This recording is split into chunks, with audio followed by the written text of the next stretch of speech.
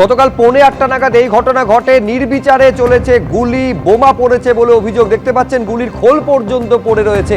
এই ঘটনায় 3টি পৃথক অভিযোগ দায়ের হয়েছে। একটি পুলিশের তরফে স্বতঃপ্রণোদিত মামলা দায়ের হয়েছে, যেটা পুলিশের গাড়িতে ভাঙচুরের ঘটনায়। দেখতে পাচ্ছেন তাজা বুলেট পড়ে রয়েছে সেখানে। সোনাপাপ্পুর দলবলের বিরুদ্ধে অভিযোগ দায়ের হয়েছে। পাল্টাবার অভিযোগ দায়ের করেছে কসবা থেকে আসা সোনাপাপ্পুর গোষ্ঠী। ফলে 3টি অভিযোগের পুলিশ তদন্ত করছে। পুলিশ সুপার, কলকাতার পুলিশ কমিশনার, তিনি বলছেন কাউকে রেয়াত করা হবে না। 10 জনকে এখনো পর্যন্ত গ্রেফতার করা হয়েছে। আজকে ঘটনাস্থলে গিয়ে কি বললেন দেখুন।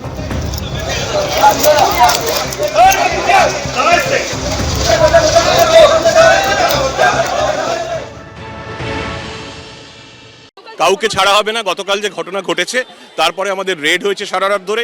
10 persons have been arrested. Red চলছে, পেট্রোলিং চলছে। যারা ঘটনা ঘটিয়েছে কাউকে ছাড়া হবে না। আমি যেটা বললাম, কাউকে ছাড়া হবে না, কাউকে ছাড়া হবে না, কলকাতার পুলিশ কমিশনার বলছেন। এই ঘটনায় আপনাদের জানাবো যে সনদ সিং এবং গণেশ দাস নামে দুজন, তারা এসএসকেএম এ ভর্তি রয়েছেন। একজনের পায়ে গুলি লেগেছে এবং আরেকজনের মাথায় গুরুতর চোট লেগেছে। এই সোনাপাপ্পুর বিরুদ্ধে অভিযোগ একেবারে দুষ্কৃতী তাণ্ডবের। শুধু তাই নয়, একাধিক তৃণমূলের নির্বাচিত জনপ্রতিনিধির সঙ্গে ছবি সামনে এসেছে।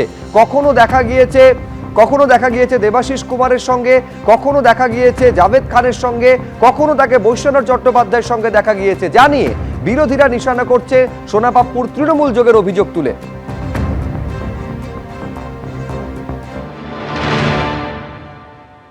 সম্প্রতি কি আপনি সোনাপাপ্পুর কোনো অনুষ্ঠানে যোগ দিয়েছিলেন? আমি সকলের অনুষ্ঠানে যাই, আমি এখানেও আসি, সবাই যাই। যারাই আমাদের দলের হয়ে প্রোগ্রাম অর্গানাইজ করে, তারা প্রোগ্রাম করলে প্রোগ্রামে যাই। তার সঙ্গে এই ঘটনার কোনো যোগ নেই। কসবাতে মার্ডার কেস রয়েছে, তাছাড়া কসবাতে একাধিক ইলিগাল বিল্ডিং তৈরির অভিযোগ রয়েছে। সেই রকম একজন ব্যক্তির সাথে আপনার ছবি ইতিমধ্যে প্রকাশ্যে এসেছে, কি বলবেন? আমার সঙ্গে অনেকের ছবি আছে, প্রধানমন্ত্রীর সঙ্গে অনেকের ছবি আছে, শুভেন্দু অধিকারীর সঙ্গে অনেকের ছবি আছে। এই ছবিতে যদি প্রমাণ হয় তাহলে নীরব মোদীর সঙ্গে নরেন্দ্র মোদীর ছবি আছে, তাহলে ব্যাংকের টাকা নীরব মোদী লুট করে গেছে, তাহলে নরেন্দ্র মোদীকে আসামি করতে হয়। সুতরাং আমাকে ওই সব বলে আমি ফৌজদারি করে 35 বছর ওকালতি করছি, আমাকে ওই সব কথা বলে বিভ্রান্ত করা যাবে না। না, আমার সঙ্গে ছবি দেখা যেতেই পারে, আমি এটা অস্বীকার করছি না, ছবি নেই, থাকতেই পারে। কিন্তু আমার ছবি আছে বলে দুষ্কৃতকারী ধরা পড়বেন, এটা তো হতে পারে না। আমি খুব দায়িত্বহীন ভাষায় বলছি, যে অন্যায় করুক সেটা আমিও করি, তাহলে আইনের চোখে সবাই সমান। সেটা আমার মনে হয় ইমিডিয়েট তার যা শাস্তি হওয়া উচিত সেই শাস্তি আমি দাবি করছি। আমি এটা বলি, শাসক দল বা জনপ্রতিনিধি এদের সঙ্গে সকলেরই ছবি থাকতে পারে। তাহলে তো নরেন্দ্র মোদীর সঙ্গে আমাদের নীরব মোদীর ছবি ছিল, তাহলে কি হলো? তাহলে আমি কি নীরব মোদী যে দোষে দুষ্ট, আমি কি ভারতবর্ষের প্রধানমন্ত্রীকে সেই দোষে দুষ্ট করতে পারবো? এই সোনাপাপ্পুর সঙ্গে শাসক দল তৃণমূল কংগ্রেস যোগের অভিযোগ তুলে সুর চড়িয়েছে বিজেপি। বিরোধী দলনেতা তিনি অভিযোগ করছেন যে তৃণমূলের হয়ে ভোট লুটের কাজ করতো এই সোনাপাপ্পু। দেখাবো আপনাদের কি বলছেন শুভেন্দু অধিকারী, পাল্টা কুণাল ঘোষ কি বলছেন, পরপর দেখুন। ডেঞ্জারাস এলিমেন্ট এই সোনাপাপ্পু। গোটা কসবা থেকে শুরু করে ওই এলাকা পূর্ণ নিয়ন্ত্রণ করে। সোনাপাপ্পুর গ্রেপ্তার করতে হবে। ওই আইওয়াস করে 10 জনকে গ্রেপ্তার করলে হবে না। পরীক্ষা চলছে, মাইক বাজানো যাবে না, তো আমরা মাঠে নামছি। তৃণমূলের আশীর্বাদ আছে, পিসির আশীর্বাদ আছে। কালকেও যেখানে ঘটনা ঘটেছে পিসির বাড়ি থেকে 4 কিলোমিটারের মধ্যে, রাজ্যের পুলিশ মন্ত্রীর বাড়ি থেকে। মুখ্যমন্ত্রী তো এগুলো শিখিয়েছেন, কারণ তিনি প্রথম পুলিশ মন্ত্রী হয়ে কালীঘাটে গিয়ে সেই রাত্রে লকআপ থেকে আসামিদের বের করে নিয়ে এসেছিলেন। আরে ও তৃণমূলের মেন ওখানে ভোট লুটেরা। বিজেপিকে কোথাও মিটিং মিছিল করতে দেয় না, বিজেপি কর্মীদের এজেন্ট বসতে দেয় না, একদম শাহজাহান স্টাইলে করে। সবগুলো কাউন্সিলরকে জেতায় তো মুসলিম এলাকায় জাভেদ খান এবং তার ছেলেরা করে, আর বাকি যে নন মুসলিম এলাকা সেটা পুরো কসবা টু একদম রাসবিহারি ওই পোর্শন পুরো সোনাপাপ্পু করে। এটা নটোরিয়াস ক্রিমিনাল। কারো ছবি থাকলেই তার সঙ্গে ঘনিষ্ঠতা বা ইত্যাদি কখনোই এস্টাবলিশড হয় না, এটা একটা অযৌক্তিক বিষয়। তাহলে দেশের ব্যাংকগুলো লক্ষ লক্ষ কোটি কোটি টাকা নিয়ে যারা বিদেশে পালিয়ে গেল, তাদের সঙ্গে প্রধানমন্ত্রী নরেন্দ্র মোদীর গ্রুপ ছবি, তাহলে তার কি মানে দাঁড়ায়? ওখান থেকে মানে খোঁজার চেষ্টা করে লাভ আছে? একটা গন্ডগোল হয়েছে, ঠিক হয়নি, পুলিশ প্রশাসন। বেলডাঙ্গা কাণ্ডের তদন্তে এনআইএর দুটি দল, বহরমপুর সাইবার ক্রাইম দফতর, বেলডাঙ্গা পাঁচরাহা মোড়, বেলডাঙ্গা পুরসভা এবং বেলডাঙ্গা স্টেশনে পৌঁছলো এনআইএ। স্থানীয় বাসিন্দা, রেল কর্তৃপক্ষ, স্টেশন ম্যানেজার এবং আরপিএফ এর সঙ্গে কথা এনআইএর আধিকারিকদের। এরপর বেলডাঙ্গা থানায় পৌঁছে সেখানে বৈঠক করেন এনআইএর তদন্তকারীরা। ঝাড়খণ্ডে মৃত পরিযায়ী শ্রমিক আলাউদ্দিন শেখের পরিবারের সঙ্গে সাক্ষাৎ করেন এনআইএর আধিকারিকরা।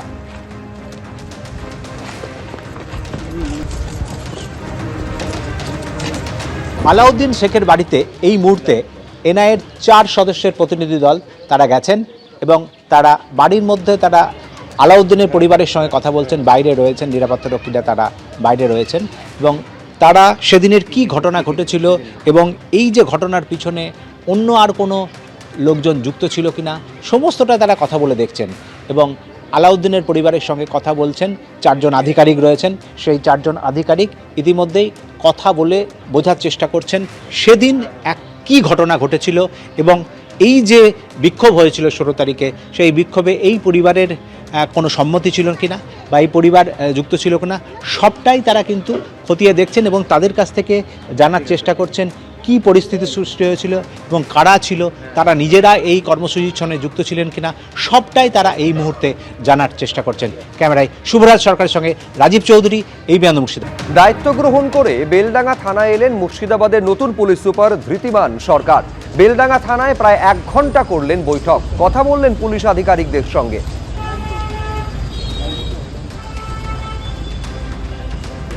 আমি তো জয়েন করলাম, তো জয়েন করে আমাদের বেলডাঙ্গা থানা যে আমাদের প্রসেসে যে বিভিন্ন জায়গাতে যে ভিজিট হয় আমাদের পুলিশ জয়েন করার পরে, সেটা আমরা এসেছি এবং বিভিন্ন বিষয়ে খতিয়ে দেখছি। এটা একটা অ্যাডমিনিস্ট্রেটিভভাবে যখনই নতুন কোনো জায়গায় যাওয়া হয় বিভিন্ন থানা এরিয়ায় দেখা হয় এবং বেলডাঙ্গা একটি খুব গুরুত্বপূর্ণ থানা আমাদের মুর্শিদাবাদ জেলাতে। তো সেটা আমি ভিজিট করলাম, আমার সাথে আমার অ্যাডিশনাল এসপিরা আছে। That is all. আজকে খুব প্রথম দিন, আমি ডিটেলসে দেখছি কি আছে, সমস্ত বিষয় সমস্ত ব্যাপার প্রতি দেখছি।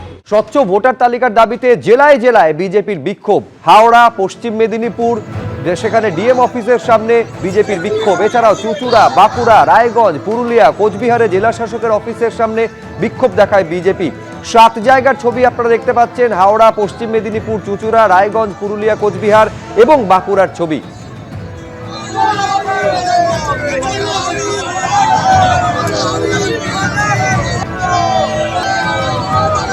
হাওড়া পুরসভার গেটে গার্ডরেল দিয়ে ব্যারিকেড তৈরি করা হয়।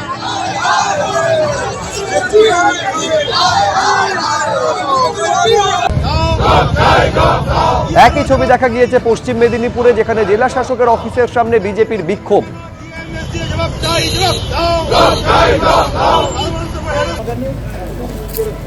মূল দাবি স্বচ্ছ ভোটার তালিকা এবং এই দাবিতে জেলা শাসকের অফিসের সামনে জেলায় জেলায় এই বিক্ষোভ কর্মসূচি নিয়েছিল বিজেপি। বাঁকুড়ার ছবি দেখছেন।